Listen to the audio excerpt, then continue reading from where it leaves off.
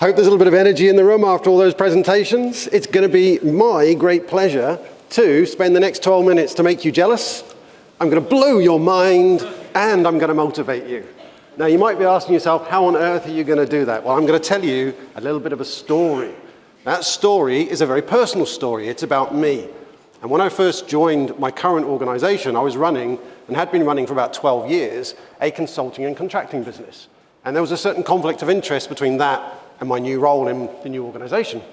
So I made the decision that I would turn that consulting business into a property business. And that coincided with my daughter starting university in Lincoln. And so I decided I'd buy her a property, and she would move in, and I'd look after her while she was at university. Fast forward 3 years, she leaves the property, and it's left in, typical student condition. And I decided, well, I'm still going to long-term let it for the next 10 years or so, but I'd like to move to maybe more of a non-student letting population in it. And it needed a little bit of sprucing up, as you can imagine.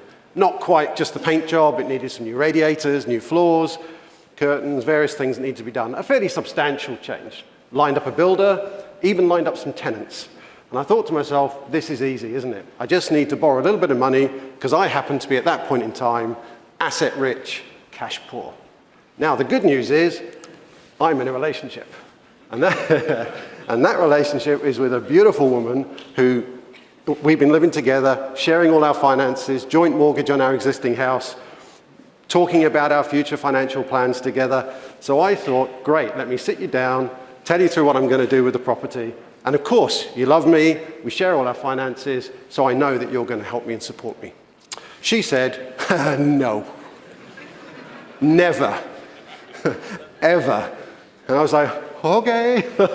All right, Sheila, clearly there's a boundary there that I wasn't aware of, but now I know. Thank you very much. After 10 years, that's very clear. Maybe we need to communicate better. Are you sure we're still going to be together in the future? Yeah, okay, that's fine, great, okay. Don't worry, there's other irons in the fire. I'm going to go to the bank that I've been banking with for the last 14 years as a business, and I'm going to ask them to give me a business loan. So I phoned the bank up, not, by the way, the bank I currently work for.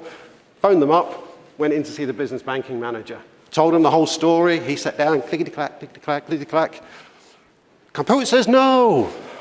Great, okay, why does the computer say no? Oh, well, because we think you're too much of a risk. I said, well, look, let me talk you through my financial health. Let me talk you through my personal situation.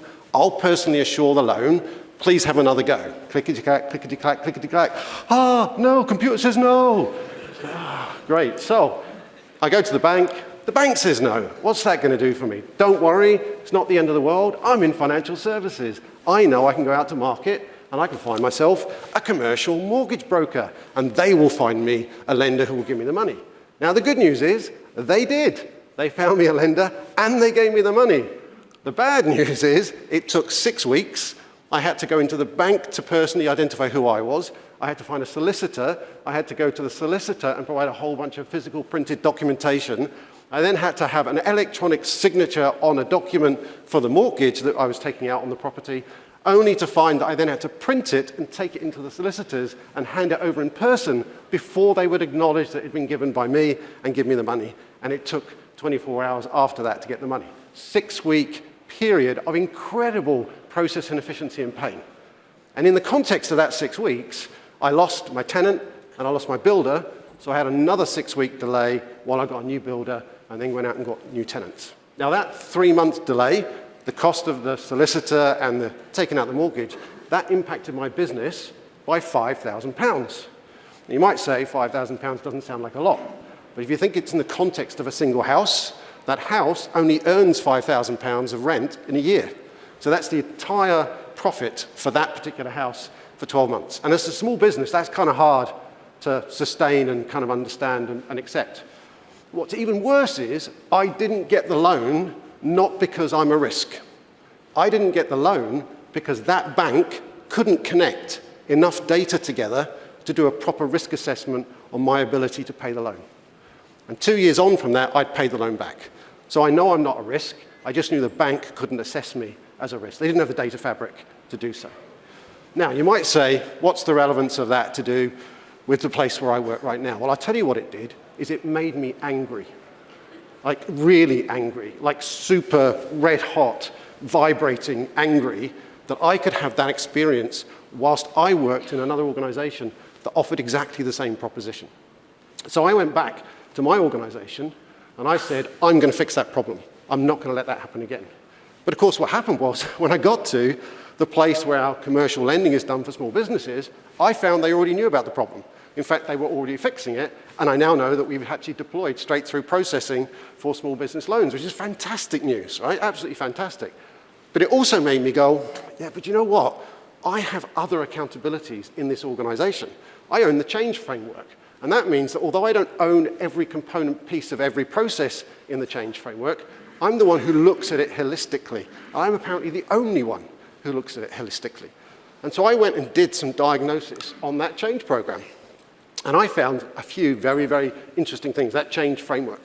What I discovered is we have 17 separate processes that impose some form of governance on change that's outside the change. It's not in the design, build, test processes. This is outside of those processes imposed down onto those individual change activities.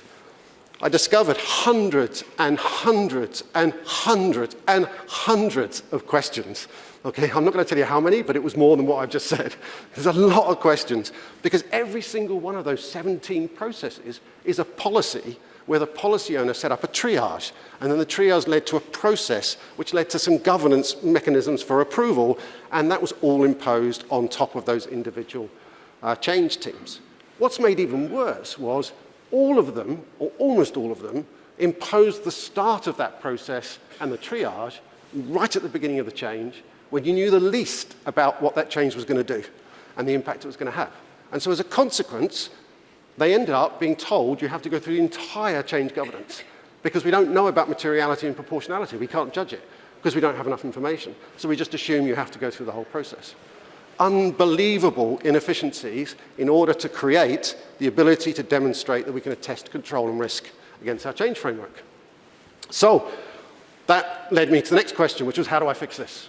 Right? So first of all, I went out to the organization, started to talk to other people about this, came across a head of controls who actually was trying to solve this problem, but for the innovation space. So we got together, we shared our data analysis, we did some deeper and wider assessment of that, and what we came to a conclusion was that of all of that information, 46% of it could be automated. Well, that's fantastic.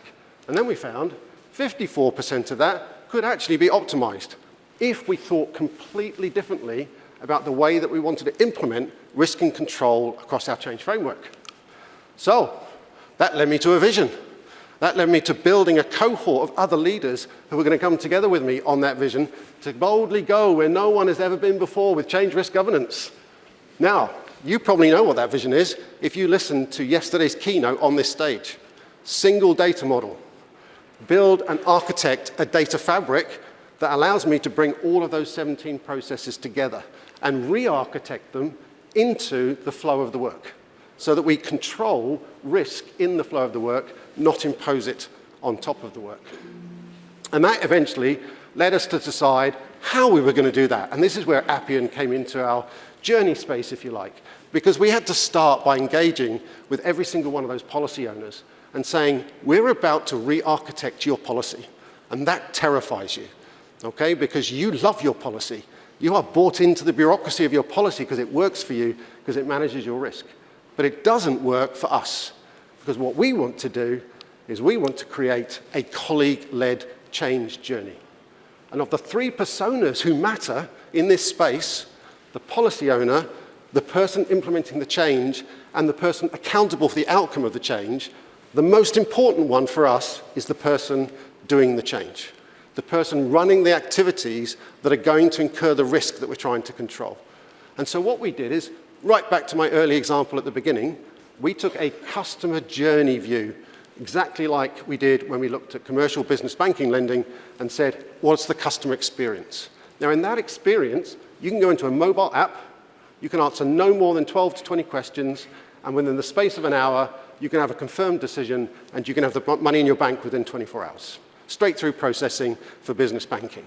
Well, why can't we do the same thing for internal colleague-led journeys around change risk governance? Why can't we apply the same principles of customer journey mapping and customer journey management? And why can't we apply the same data modeling and data fabric solution to do that. So that's what we decided to do. Central repository, common data, common rules, common workflow, with the stated intent of relentlessly pursuing straight-through processing. Now, that sounds wonderful, doesn't it? So where have we got to? This year, we've deployed, at the front end of that process, a single enterprise triage capability. So we talked about moving from 800 questions to 20. That's what we've been trying to do with that front-end triage. And with that front-end triage, we've got logic built in, we've got proportionality and materiality, and we're slowly, through policy by policy conversation, maturing that triage to make it as simple and as direct as possible. The second thing we've done is deploy 3 of those 17 processes into the Appian product. Obviously, the more we can get into the Appian product, the simpler our data fabric is in its final end state. We've also deployed 3 more of those processes in a minimum viable product form, so an MVP form, and the policy areas are working with us right now to see if we can mature those to the point where we can deploy their processes, move them off their existing tools, and put them in Appian. So very, very exciting to think we're going to end the year with enterprise triage and 6 of those 17 processes. But that's not tipping point. Tipping point doesn't come till we have a data model, a data fabric, and we have clarity around how that's going to be managed and simplified and automated. And the reason I say we don't have tipping point is because today, when I add up the totality of those 17 imposed governance processes, that is 73 days of elapsed time imposed on every single piece of change. So an averagely complex piece of change has an average elapsed governance cycle time of 73 days, and that is unacceptable. And what's made worse is that typically change teams will design, build, and start to test, and then go, oh, I want to release, I need to do some governance, and then get into a 73-day governance cycle. So the work actually extends exponentially as a consequence. 4,000 odd projects, 73 days of governance per project. You can see the math in terms of the efficiency and the size of the prize that we've got, which is why we're getting excited about it. So I said what I was going to do was I was going to make you jealous, blow your mind, and get you motivated. I hope that what you've seen and what we're working on is incredible. But I now have a message, and it's a message for 2 very specific people in this auditorium today. One of them is Sharon Aitken, who is the program manager running this, and the second one is Kevin Meneman, who's our Appian COE head, who's responsible for the Appian service inside the bank. You know that our objective, our starting baseline is 73 days. You also know that our North Star is straight-through processing, and that seems impossible, but that's what we're going for.